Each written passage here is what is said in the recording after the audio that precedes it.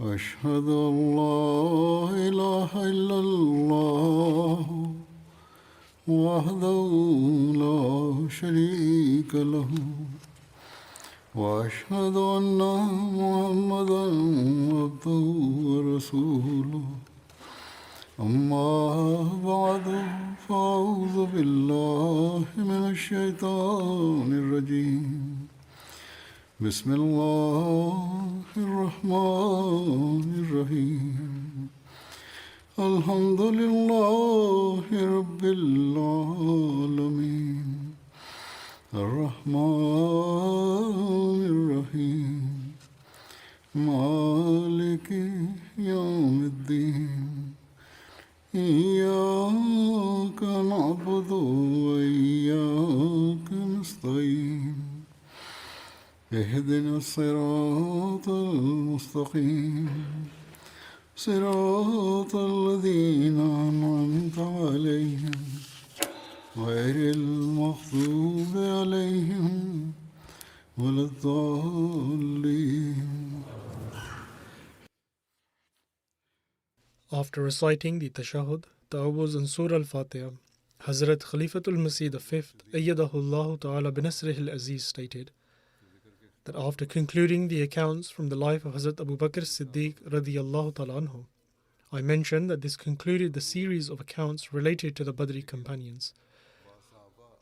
However, various aspects and details of some of the companions I had already mentioned came to light later on, and I mentioned that either I would relate them at another time, or they would be included once these sermons are published.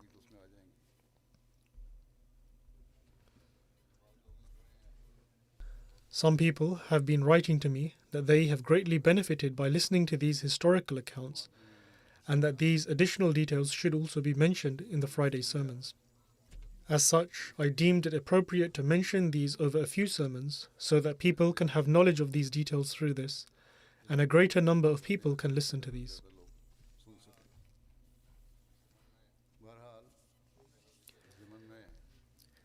In any case, the first mention in this regard is that of Hazrat Hamza radiyallahu ta'ala anhu. He was the paternal uncle of the Holy Prophet, peace and blessings of Allah be upon him, and he was very dear to him, which is evident from the various sayings of the Holy Prophet, peace and blessings of Allah be upon him, as well as his reaction to the martyrdom of Hazrat Hamza radiyallahu ta'ala anhu. It is also possible that some aspects will briefly be repeated again.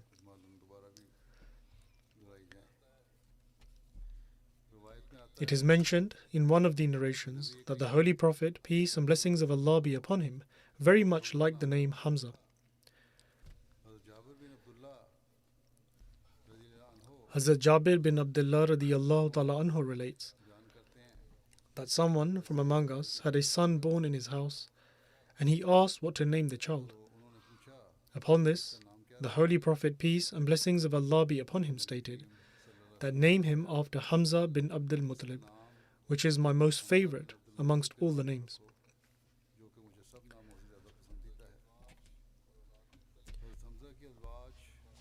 Then, with regards to the wives and children of Hazrat Hamza, it is written in Tabqatul Kubra that one of the marriages of Hazrat Hamza was to the daughter of Millah bin Malik, who belonged to the tribe of Aus.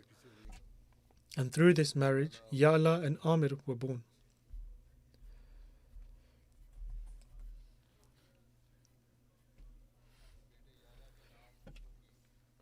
And based on the name of his son Ya'la, one of the titles of Hazrat Hamza was Abu Ya'la. And through his second marriage to Hazrat Khulla bint Qais Insariya, Hazrat Ammara was born, and based on her name, he chose his title of Abu Ammara.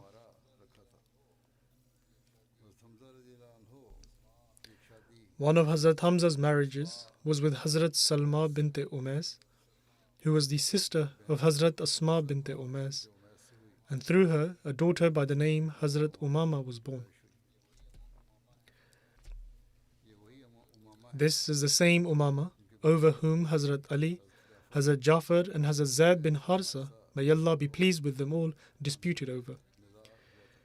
Each of them desired that Hazrat Umama would stay with them. However, The Holy Prophet, peace and blessings of Allah be upon him, decided in favor of Hazrat Jafar bin Abi Talib radiyallahu ta'ala anhu. This is because the maternal aunt of Hazrat Umama, Hazrat Asma bint Umais radiyallahu ta'ala anha, was married to Hazrat Jafar radiyallahu ta'ala anhu.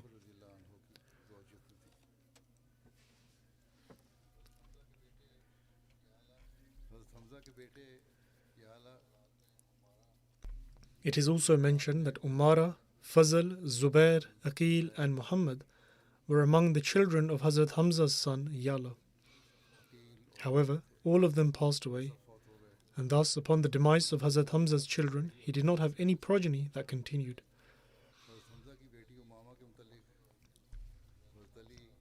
The details of the dispute between Hazrat Ali, Hazrat Jafar and Hazrat Zaid bin Harsa in relation to the daughter of Hazrat Hamza, which was just mentioned earlier, have been mentioned in Bukhari in the following manner.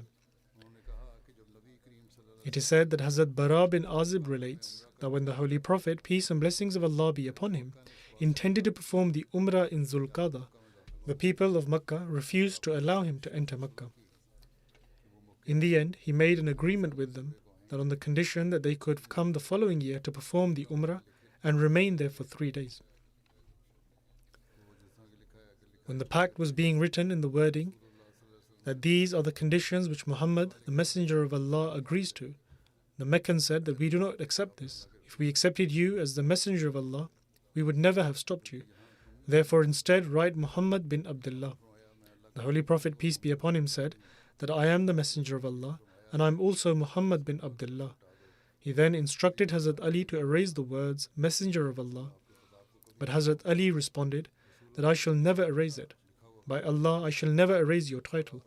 And so the Holy Prophet, peace be upon him, took the paper which was being written on, and despite not knowing how to write properly, he wrote, these are the conditions which Muhammad bin Abdullah agrees to, that no one shall bring a weapon to Makkah except the swords which remain in their sheaths, and they shall not take anyone back with them from among the Meccans, even if they wish to accompany them. And no one from the companions shall be stopped if they wish to remain in Makkah. And so, in accordance with the treaty, when they entered Makkah the following year, and the stipulated duration came to an end, the Quraysh went to Hazrat Ali radiyallahu ta'ala anhu and said that tell your friend, i.e. the Holy Prophet, peace be upon him, to now depart as the agreed time has now passed. The Holy Prophet, peace be upon him, then departed from there. Hazrat Hamza radiyallahu ta'ala anhu's daughter, who was following him, said, O uncle, O uncle. Upon this, Hazrat Ali radiyallahu ta'ala anhu went and took hold of her hand and said to Fatima that take your uncle's daughter.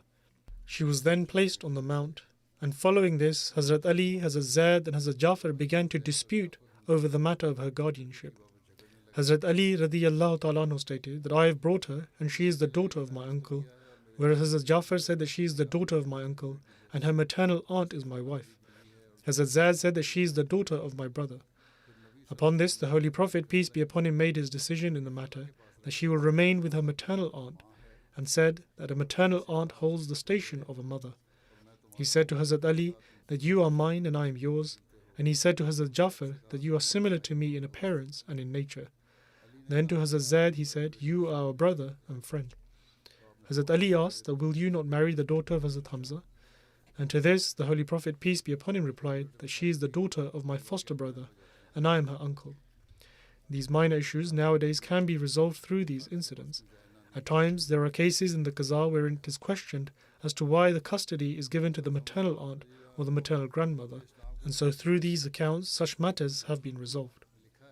Then in relation to Hazrat Hamza's acceptance of Islam, it is also mentioned in Rawdul Unuf that aside from Ibn Ishaq, others have added further details in relation to his acceptance of Islam.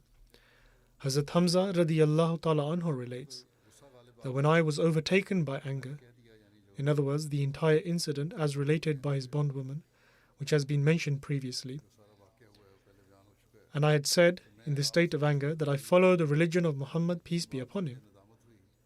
He says that, however, I later felt remorse that I had forsaken the religion of my forefathers, and I spent the night doubting this great matter, whereby I could not sleep a wink.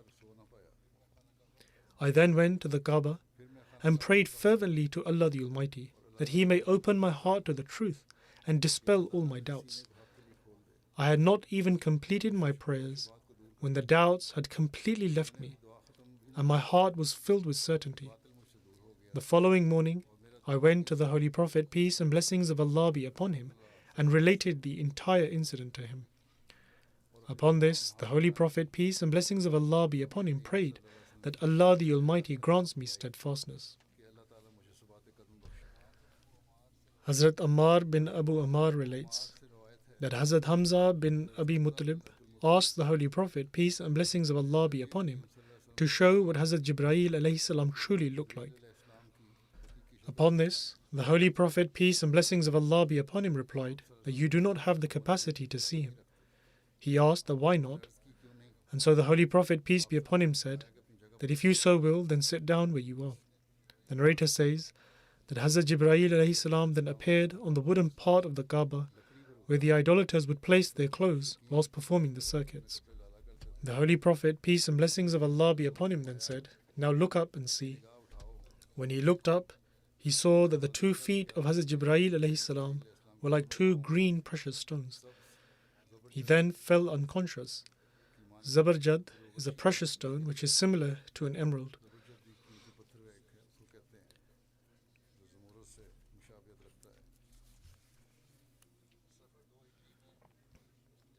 In Safar 2 Hijri, the Holy Prophet, peace and blessings of Allah be upon him, departed from Medina to Abwa along with a group of his companions. And Hazrat Hamza radiyallahu ta'ala anhu also had the opportunity to be a part of this.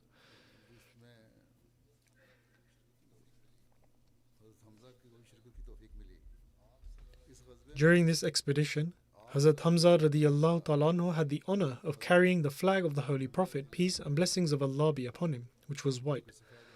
The Holy Prophet, peace be upon him, had appointed in his place Hazrat Abu Sa'd radiyallahu ta'ala anhu as the governor of Medina. Or, according to another narration, he appointed Hazrat Sa'd bin Ubadah.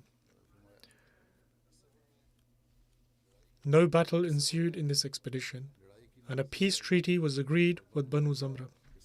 This was the first expedition in which the Holy Prophet, peace and blessings of Allah be upon him, personally took part, and another name of this expedition is Vaddan. In relation to this, Hazrat Mirza Bashir Ahmad Sahib radiyallahu ta'ala anhu has written in Sirat Khatam al-Nabiyyin that divine permission of jihad by the sword was granted in the month of Safar during the 2nd year of migration. Since immediate action was required to protect the Muslims from the bloody intentions and threatening schemes of the Quraysh, the Holy Prophet, peace and blessings of Allah be upon him, set out from Medina with a community of the Muhajirin in the name of Allah the Exalted. Prior to departure, the Holy Prophet, peace and blessings of Allah be upon him, appointed Sa'd bin Ubadah, the chief of the Khazraj, as the Emir of Medina in his absence. And the Holy Prophet, peace be upon him, set out towards the southwest of Medina on the road to Mecca until he finally reached Waddan. The people of the Banu Zamra resided here, and this tribe was a branch of the Banu Kinana, and in this manner these people were the paternal cousins of the Quraysh. Upon reaching here, the Holy Prophet, peace and blessings of Allah be upon him, engaged in discussions with the chieftain of the Banu Zamra and settled a treaty by mutual agreement. The conditions of this treaty were that the Banu Zamra would maintain friendly relations with the Muslims and would not aid an enemy against the Muslims. Furthermore, when the Holy Prophet, peace be upon him, called upon them in support of the Muslims, they would come immediately. On the other hand, on behalf of the Muslims, the Holy Prophet, peace and blessings of Allah be upon him, agreed that the Muslims would maintain friendly relations with the Banu Zamra and would aid them whenever it was required. This treaty was formally written and signed by both parties. After an absence of 15 days, the Holy Prophet, peace be upon him, returned. Another name for the Ghazwa of Waddan is also the Ghazwa of Abwa, and this is because the village of Abwa is closely situated to Waddan, and this was the same place where the noble mother of the Holy Prophet, peace be upon him, passed away. Historians write that in this Ghazwa, along with the Banu Zamra, the Holy Prophet, peace be upon him, was conscious of the Quraysh as well. This means that in actuality this campaign of the Holy Prophet, peace be upon him, was to put down the threatening schemes of the Quraysh. Furthermore, its objective was to dispel the poisonous and threatening influence which the caravans of the Quraysh had created against the Muslims amongst the tribes of Arabia, and due to which the state of the Muslims was extremely vulnerable during these days. In any case, during this expedition, Hazrat Hamza was holding the flag of the Holy Prophet, peace be upon him. Hazrat Mirza Bashir Ahmad Sahib radiyallahu ta'ala anhu further states that after this, in Jamadiul Ula, upon receiving news of the Quraysh of Makkah once again, the Holy Prophet, peace be upon him, set out from Medina with a company of the companions, which is said to comprise of 150 to 200 men, and appointed his foster brother, Abu Salama bin Abdul Asad, as the Amir in his absence. In this Ghazwa as well, Hazrat Hamza radiyallahu ta'ala anhu was holding the white flag of the Holy Prophet, peace and blessings of Allah be upon him. After making numerous rounds in this Ghazwa, the Holy Prophet, peace be upon him, finally reached Ushaira, which was situated close to the coast and the region of Yambu. And although a battle with the Quraysh did not take place, nevertheless the Holy Prophet, peace be upon him, settled a treaty with the Banu Mudlij on terms as were agreed upon with the Banu Zamra, and subsequently returned. The individual battle duels which took place during the Battle of Badr have already been mentioned in light of various ahadith. However, Hazrat Mirza Bashir Ahmad Sahib radiyallahu ta'ala anhu has also mentioned the details in the following manner. He writes, "Now the armies had lined up before one another. However, at this time a strange spectacle of divine power manifested itself. The standing arrangement of both armies was such that the Muslim army appeared to be more, rather double in its actual number, in the eyes of the Quraysh. And due to this, the disbelievers were struck with awe. And on the other hand, the army of the Quraysh appeared less than in actual number in the eyes of the Muslims. Due to this, the Muslims were fortified with great confidence. The Quraysh attempted to discern the correct figure of the Muslim army, and so that they could console such hearts which had begun to sink. For this purpose, the chieftains of the Quraysh dispatched Umair bin Wahab to ride his horse around the Muslim army, so as to gather its actual number, and whether it was supported by any hidden reinforcements. Hence, Umair mounted his horse and circled the Muslims, but he witnessed such awe, determination, and fearlessness in the face of death on the countenance of these Muslims, that he returned immensely awe-stricken and addressed the Quraysh, saying that I have not been able to spot any hidden reinforcements, but O company of the Quraysh, I have witnessed that in the Muslim army it is not men who ride upon the saddles of these she-camels, rather death is seated upon them. Destruction is mounted upon the backs of the she-camels of Yasrib. When the Quraysh heard this news, a wave of anxiety rippled through their ranks. Suraka, who had come as their guarantor, was so awe-stricken that he fled upon his heels, and when people attempted to restrain him, he said that I see that which you do not.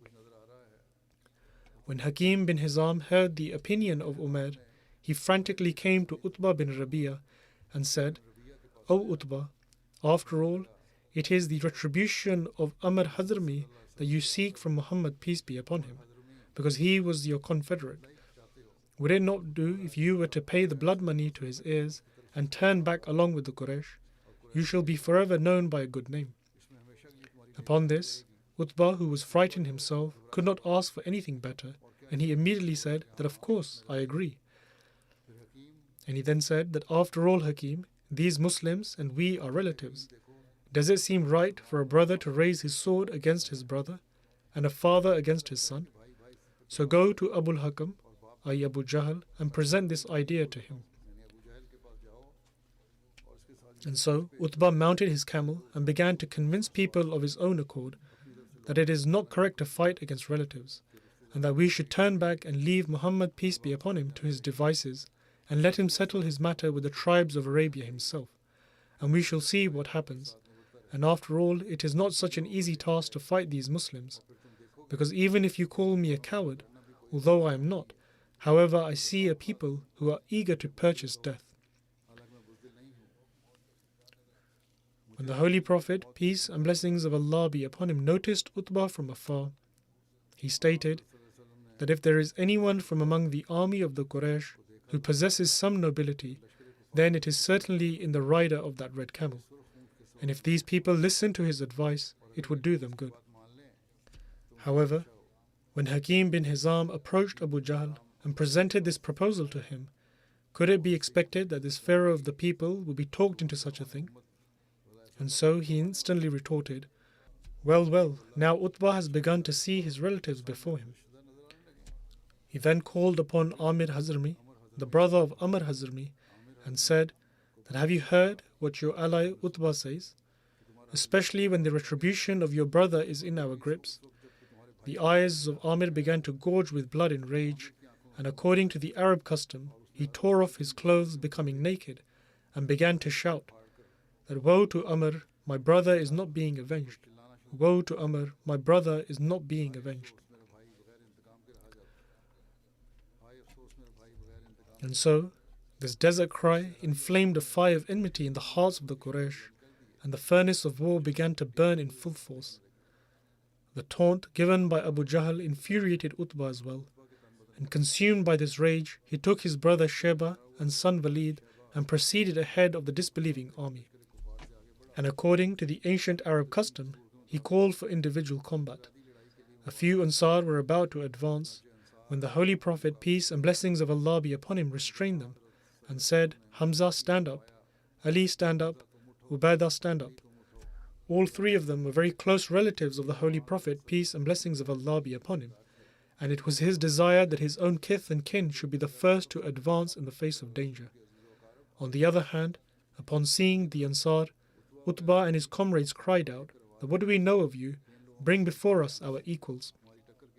Hence, Hamza, Ali and Ubaidah stepped forward, and according to the Arab custom, each side identified itself, after which Ubaidah bin Muttalib confronted Walid, and Hamza confronted Utbah, and Ali confronted Sheba.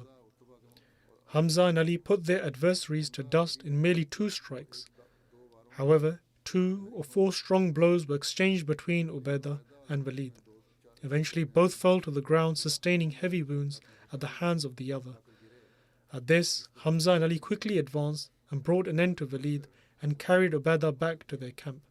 Ubaidah, however, was unable to recover from his injuries and passed away on the journey back from Badr.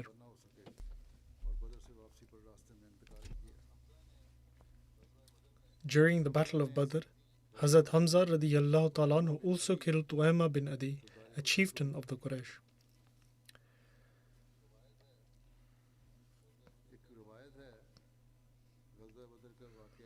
There is a narration regarding an incident from the time of Badr regarding Hazrat Hamza radiyallahu ta'ala anhu killing Hazrat Ali radiyallahu ta'ala anhu's camels whilst he was intoxicated. This incident took place prior to the prohibition of alcohol.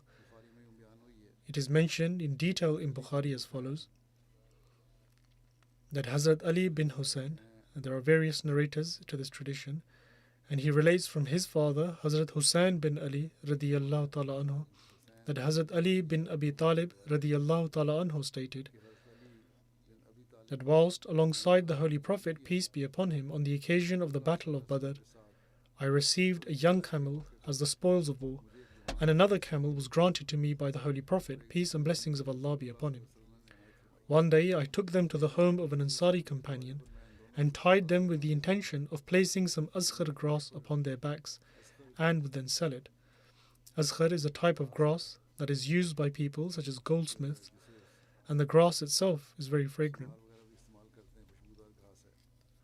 He further states that a goldsmith from the Banu Kanka was also accompanying me, and my intention was to use the income for the walima ceremony after my marriage, which was going to take place with Fatima radiyallahu ta'ala anha. Hamza bin Abdul Muttalib radiyallahu ta'ala anhu was drinking alcohol in that same Ansari companion's house, and there was also a singer with them. And when she sang, "O Hamza, get up and go towards the fat young camels," Hazrat Hamza was overcome with passion and took his sword and sliced the humps of both camels, gutted their stomachs and took out their livers. And Ibn Jurayj relates that I asked Ibn Shihab whether he also cut their humps, to which he replied that he cut both of their humps and took them with him. Ibn Shahab relates that Hazrat Ali radiallahu ta'ala anhu stated that it pained me a great deal to see this. And so I went to the Holy Prophet, peace and blessings of Allah be upon him, and at the time Zayd bin Harisa radiallahu ta'ala anhu was also with him. I informed the Holy Prophet, peace be upon him, of this incident, upon which he went to Hazrat Hamza, accompanied by Zayd and myself. When the Holy Prophet, peace and blessings of Allah be upon him, reached Hamza and expressed his displeasure, Hazrat Hamza radiallahu ta'ala anhu looked up, and in his state of intoxication, he said even to the Holy Prophet, peace and blessings of Allah be upon him, that you are all the servants of my forefathers. The Holy Prophet, peace and blessings of Allah be upon him, turned around and left, and this incident took place before the prohibition of alcohol. The Holy Prophet, peace be upon him, stated that whilst in this state it was best not to speak with him. Later, however, it is seen that when alcohol was prohibited, these people did not go anywhere near it. Thus, this was the standard to which the companions adhered to the commandments of Allah the Almighty, in that they immediately broke their drinking vessels, and they did not say that they would wean away from it slowly, as said by people today. First, they become addicted to such substances, which is already wrong and prohibited in Islam, and then they say that they will slowly rid themselves of this habit, and they say that they should be given time. In any case, this was an incident that took place, and afterwards his standards of sacrifice continued to elevate. Certainly, Hazrat Hamza radiallahu ta'ala anhu would have been greatly embarrassed for what he said as well.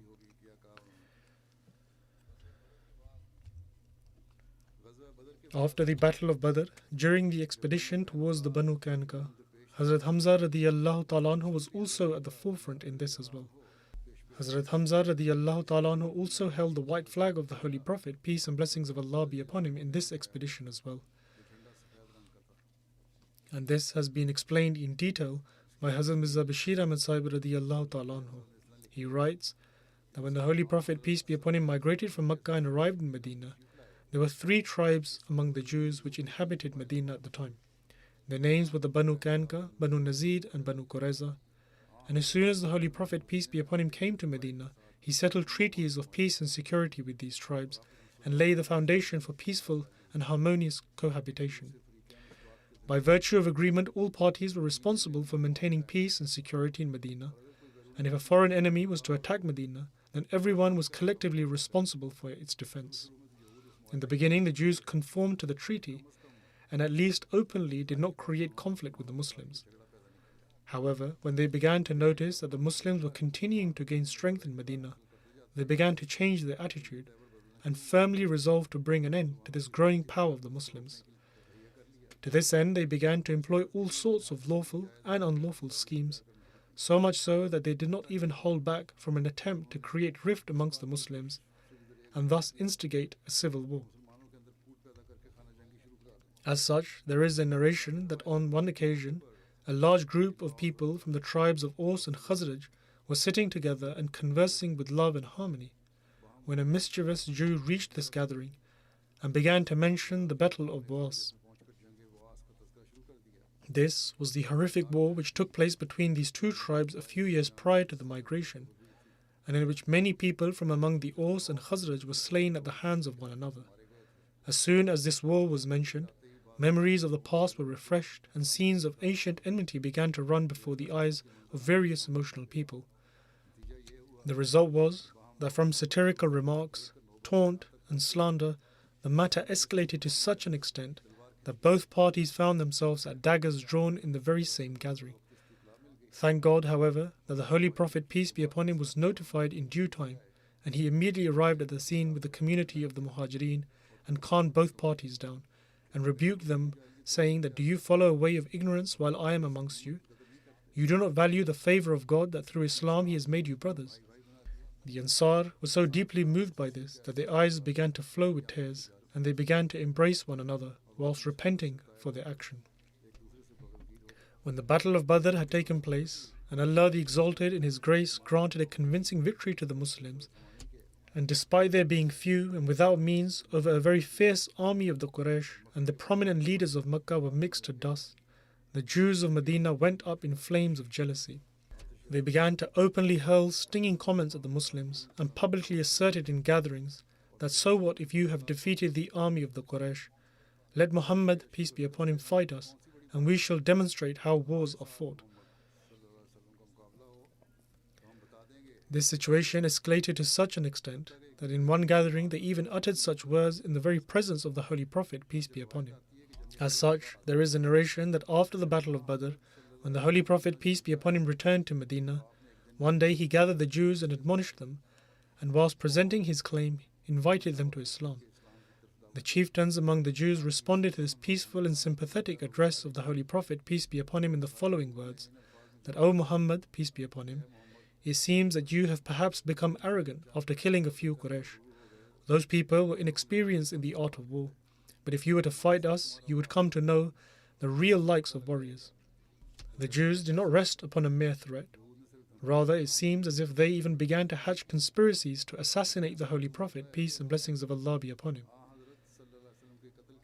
There is a narration that in those days, when a faithful companion by the name of Talha bin Bara was about to pass away, he stated that if I die at night, the Holy Prophet, peace be upon him, should not be notified about my funeral prayer, lest a misfortune befalls the Holy Prophet, peace be upon him, at the hands of the Jews on my account.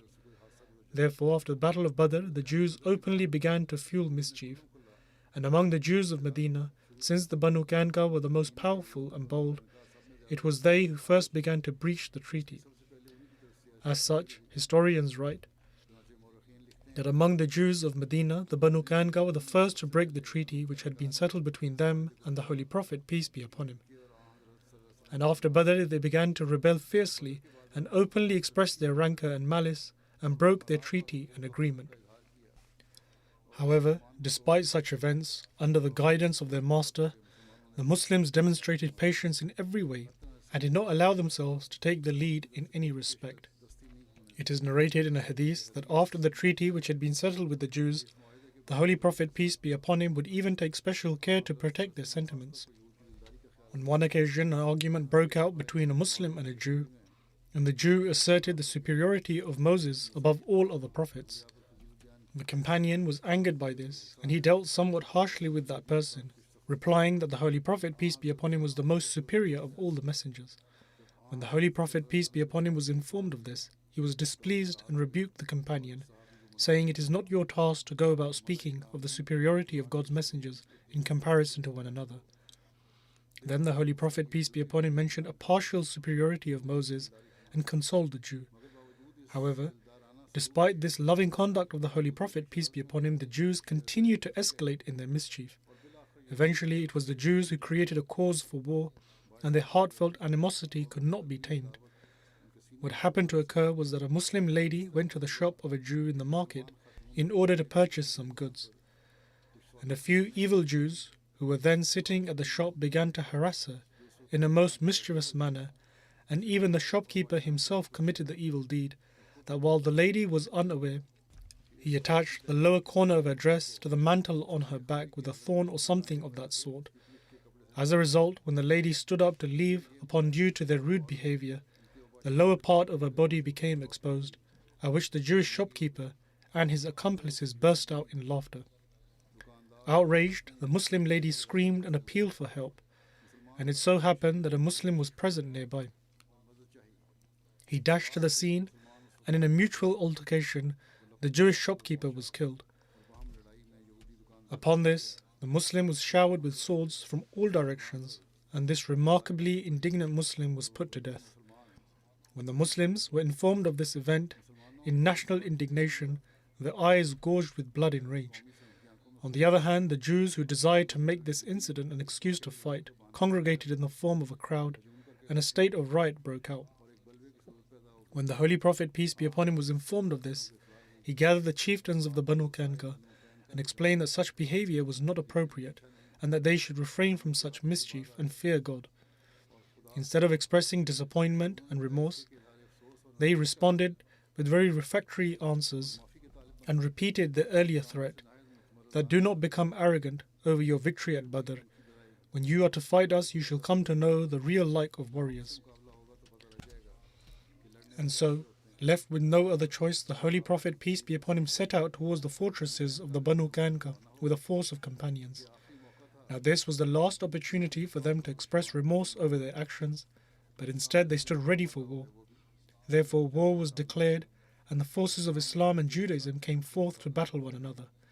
And according to the custom of that era, a method of warfare was that one party would secure themselves within their fortresses and wait, and the opposing force would besiege the fortress, and whenever an opportunity presented itself, now and then, attacks would be launched against one another. This would continue until the surrounding army would either lose hope in capturing the fortress and lift the siege, and this would be considered a victory to the ones besieged, or being unable to muster the strength to fend off the onslaught, the besieged force would open the gates of their fortress and hand themselves over to the victors. On this occasion, the Banu Kanka employed the same tactic and closed themselves within their own fortresses. The Holy Prophet, peace be upon him, besieged them, and this siege continued for 15 days without fail. Finally, when all the strength and arrogance of the Banu Kanka had been shattered, they opened the gates of their fortresses on the condition that though their wealth would belong to the Muslims, their lives and families would be spared. The Holy Prophet, peace and blessings of Allah be upon him, accepted this condition, even though, according to the Mosaic law, all of these people were liable to be put to death. And according to the initial agreement, the judgment of the Mosaic law should have been administered to them. However, since this was the first crime committed by this nation, as a first course of action, the merciful and forgiving disposition of the Holy Prophet, peace be upon him, could never be inclined towards an extreme punishment, which should only be imposed as a final remedy. However, on the other hand, allowing such a treacherous and rebellious tribe to remain in Medina was no less than nurturing a snake in the grass, especially when a group of hypocrites from among the Aus and Khazraj were already present within Medina. And from the exterior as well, the opposition of the whole of Arabia had greatly distressed the Muslims. In such circumstances, the only judgment which the Holy Prophet, peace be upon him, could pass was for the Bani Kanka to leave Medina. In comparison to their crime, and taking into account the circumstances of that era, this was a very mild punishment. Furthermore, the purpose of this punishment was the security of Medina. Nonetheless, for the nomadic tribes of Arabia, it was nothing out of the ordinary to move from one place to another, especially when a tribe did not own any properties in the form of land and orchards, and the Banu Kanka had none.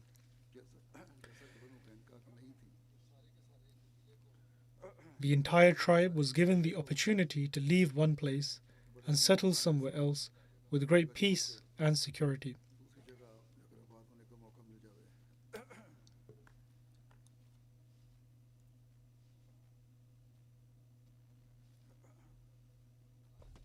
As such, the Banu Kanka very peacefully left Medina and settled towards Syria, and the Holy Prophet, peace be upon him, assigned the task of overseeing necessary arrangements, etc., associated with their departure to a companion named Ubadah bin Samit, who was from among their confederates.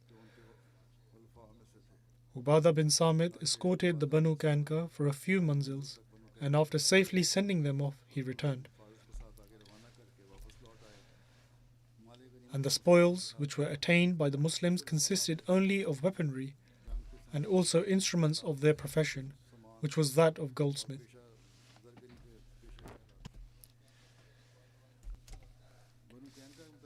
With regards to the tribe of Banu Kanka, some narrations state that after they opened their gates and surrendered themselves to the Holy Prophet, peace and blessings of Allah be upon him, he intended to kill the men who took part in the battle because of their treachery and rebellion. And it was Abdullah bin Ubay bin Salul, the chief of the hypocrites, who persuaded the Holy Prophet, peace be upon him, to forego his intention. However, there is no evidence to prove such assertions. The historians do not consider such narrations reliable. Furthermore, in other narrations it is clearly recorded that Banu Kanka opened their gates on the very condition that they and their families would be spared. It is therefore impossible that the Holy Prophet, peace be upon him, would take a different approach and try to kill them after having accepted this condition. Therefore, such assertions are utterly false. Nonetheless, the fact that the people of Banu Kanka themselves pleaded to be spared proves that they understood that they were deserving of the punishment of death. However, they sought mercy from the Holy Prophet, peace and blessings of Allah be upon him, and after being promised forgiveness, they opened their doors so that their lives would be spared.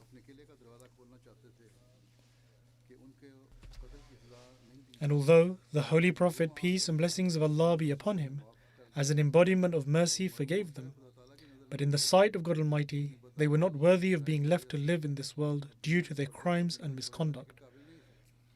Thus, according to narrations, within a year of settling into their new home after being exiled, they were ravaged with an epidemic that killed every member of their tribe.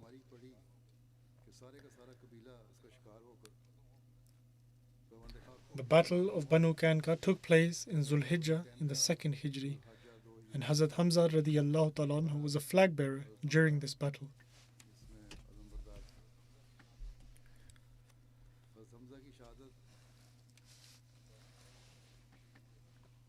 Hazrat Hamza radiyallahu ta'ala anhu was martyred during the Battle of Uhud, and this has been previously mentioned as well.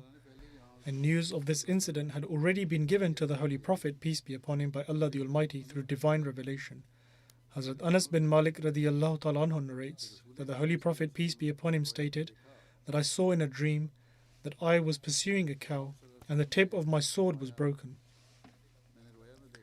The Holy Prophet, peace and blessings of Allah be upon him, further stated that from this dream I inferred that I would kill the cow of the people, in other words, their commander, and with regards to the tip of the sword, I inferred this to be someone from among my family. Subsequently, Hazrat Hamza radiyallahu ta'ala anhu was martyred, and the Holy Prophet, peace be upon him, killed Talha, who was one of the commanders of the idolaters.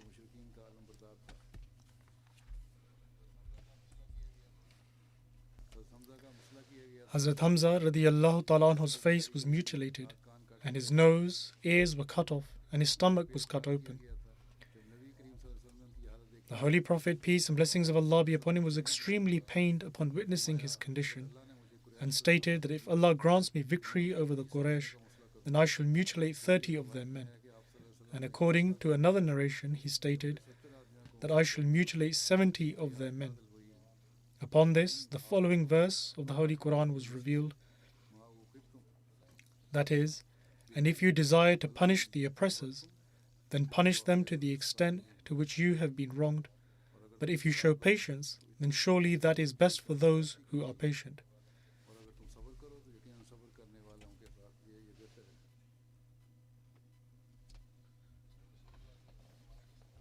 Upon this, the Holy Prophet, peace be upon him, stated that they shall remain patient, and he gave an offering instead to atone for the oath he had taken. Hazrat Ibn Abbas radiyallahu ta'ala anhu relates that the Holy Prophet, peace be upon him, stated that last night when I entered paradise, in other words, he was shown this in a vision, and I saw that Ja'far was ascending with the angels and Hamza was resting against a throne. Hazrat Anas radiyallahu ta'ala anhu narrates that on the day of Uhud, the Holy Prophet, peace be upon him, walked past Hazrat Hamza, and his nose and ears had been cut off.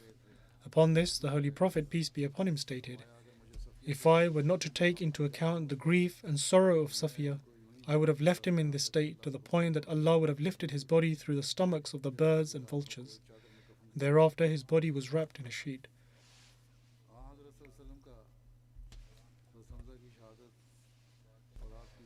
Upon the martyrdom of Hazrat Hamza radiyallahu ta'ala anhu, and witnessing his body, the Holy Prophet, peace and blessings of Allah be upon him, was extremely emotional, but showed great patience. He also advised Hazrat Hamza radiyallahu ta'ala anhu's sister, who was his paternal aunt, to demonstrate patience. And this has been mentioned previously as well. Then there is the incident of stopping the women of the Ansar from wailing and lamenting, and this was mentioned by Hazrat Khalifatul Masih IV rahimahullah in one of his speeches at Jalsa Salana prior to his Khilafat. And this illustrates the lofty morals of the Holy Prophet, peace be upon him. Although this incident has been briefly mentioned previously in the light of various ahadith, however, it would be appropriate to mention this particular reference as well. Hazrat Khalifatul Masih IV rahimahullah says that the Holy Prophet, peace be upon him's love for Hazrat Hamza can be ascertained through the words which the Holy Prophet, peace be upon him, spoke in the evening of the day of Uhud while standing beside the body of Hazrat Hamza. The Holy Prophet, peace be upon him, stated, O Hamza, may Allah never allow me to experience the anger and pain which I felt upon standing where you have been martyred. At that time, the Holy Prophet, peace be upon him's paternal aunt, i.e. Hazrat Hamza's sister, Hazrat Safiya had also learnt of this news and reached there. Fearing that she perhaps would not be able to control her emotions, the Holy Prophet, peace be upon him, did not allow her to see Hazrat Hamza's body. However, when she promised that she would show patience, the Holy Prophet, peace be upon him, permitted her. In any case, she stood at the spot where Hazrat Hamza had been martyred and saw that her beloved brother, who was like a courageous lion of God and the lion of his messenger, peace be upon him, was lying in a state whereby the wicked people had ripped open his chest and taken his liver out, and they had also severely mutilated his face. Though she was overcome with extreme grief and sorrow, however, she kept to her promise and continued to demonstrate patience. She did not even utter a single word of impatience, but tears rolled down. She recited Inna Lillah, and whilst crying she sat down at that very spot. Her tears continued to stream down, and yet she did not utter a word. When Hazrat Safiya's tears would stop, so too would the Holy Prophet, peace be upon him. And just as Hazrat Safiya's eyes would begin to shed tears again, so too would the Holy Prophet, peace be upon him. They remained in this state for several minutes, and apart from silently shedding their tears, there was no other expression of grief or sorrow by the Holy Prophet, peace be upon him, and his family. Indeed, this was the blessed example of the Holy Prophet, peace be upon him. When the Holy Prophet, peace be upon him, entered Medina, the whole of Medina was echoing with sounds of wailing and lamenting upon the grief of their loved ones who had been martyred in Uhud. When the Holy Prophet, peace be upon him, heard this, he said in a very heartfelt manner that there is no one to cry for Hamza. After all, how could there be anyone to cry for Hamza? For the family of the Holy Prophet, peace be upon him, were reminded day and night to always exhibit patience. When some of the Ansar heard these heartfelt words of the Holy Prophet, peace be upon him, they immediately stood up and ran towards their homes and instructed their women to abandon their mourning and only mourn for Hamza alone. Within moments, the crying and lamentations for Hamza's death could be heard, and every house was mourning for Hamza. Further intensifying their lamentations and weeping, the women of the Ansar gathered around the Holy Prophet, peace be upon him. Upon hearing the noise, the Holy Prophet, peace be upon him, looked outside and saw a crowd of women from among the Ansar. The Holy Prophet, peace be upon him, prayed for them and thanked them for their sympathies, however stated that it was not permissible to lament and wail over the dead. Hence, from that day on, the practice of lamenting and wailing was abandoned. May we sacrifice our lives at the feet of the Holy Prophet, peace be upon him. How great a teacher he was in imparting moral excellences, who descended from the spiritual heavens to teach us faith. He possessed such wisdom and insight, and was able to delve deep into the human nature. If the Holy Prophet, peace be upon him, had prohibited the women from lamenting and wailing over their loved ones who had been martyred, then the instruction may have been hard for them to bear. However, the Holy Prophet, peace be upon him, did this in such a wise manner by first directing their lamentation for his uncle Hamza, and then prohibited them from such a practice by stopping them from doing it over his own uncle. Allah has full knowledge of who He is going to select, and He chose such an excellent guide for His creation, who was well aware of the subtleties and finite details of the human nature, and would take into consideration the sentiments of His followers to such an extent.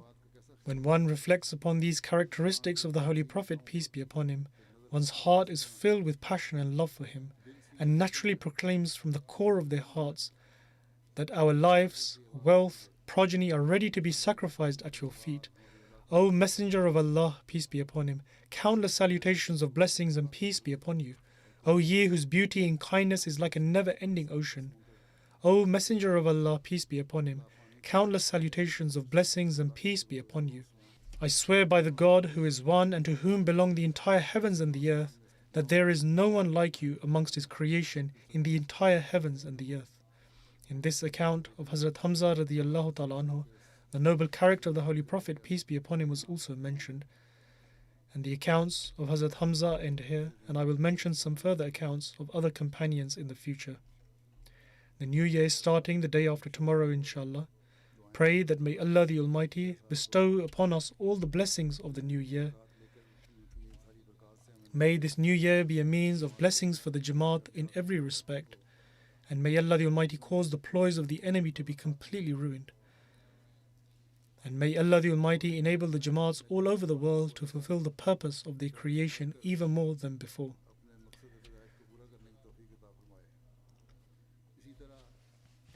Also pray for the world in general, that may Allah the Almighty save them from conflict and warfare. The situation of the world is becoming increasingly perilous, and it is on the verge of utter destruction. Everyone is only concerned about their own interests. May Allah the Almighty have mercy. Also pray for your brothers who are facing oppression. May Allah the Almighty protect the Jamaat Ahmadiyya in the coming year from every kind of injustice and cruelty.